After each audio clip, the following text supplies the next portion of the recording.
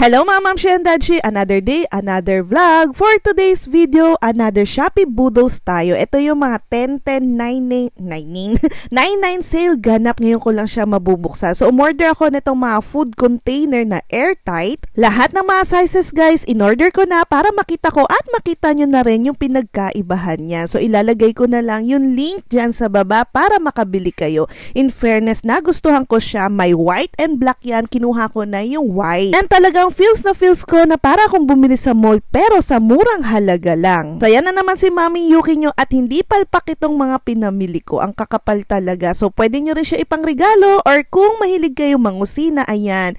Time na siguro pa magpalit kayo ng mga container nyo, no? Kung gumagamit pa kayo ng mga pucho-pucho container, eto ang ganda. Nakita rin ako sa shop nila ng glass container tapos yung saraduhan niya namang kahoy-kahoy. Kaya kinuha ko na rin and ang ganda niya. Umorder din ako nitong 12 set ng mga silicone na panluto na pwedeng-pwede sa ating mga lutuan na nonstick para hindi agad masira at makaskas. Kailangan po yan guys, kapag bumili kayo ng nonstick, bumili kayo niyan, napakamura lang yan.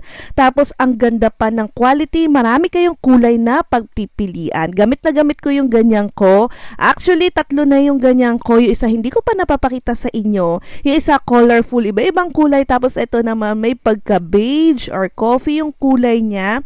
Para depende sa mood ni Mami Yuki nyo kapag nagluluto kung ano yung gagamitin ko. Kasi talaga naman napakaganda. Kaya bumibili ako ng iba-ibang kulay. At pwede nyo rin siya ipangregalo sa Pasko ha.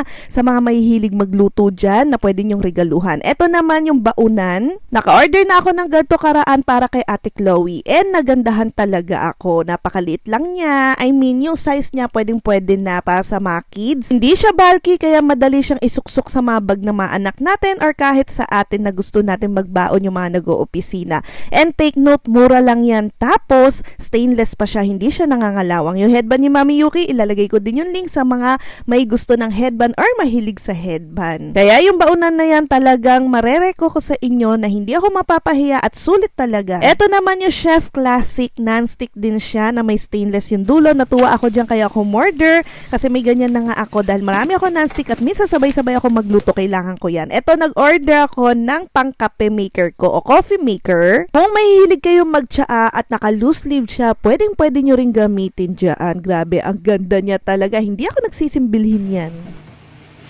Ganda guys. Sakto lang yung kapal niya. Mabigat din. Ayan. Pang ating coffee, mga ground coffee, barako. Ayan. Pwede rin siya sa tsaa. Ang ganda, ang ganda. May ano mo yata, may puti yata or black lang. Tapos iba-ibang sizes. Ito medyo gitna. Meron mas malaki. Yun. Ilalagay ko na lang lahat guys dyan yung link. O diba, lahat maganda pang regalo sa Pasko. So ayun lang, bye!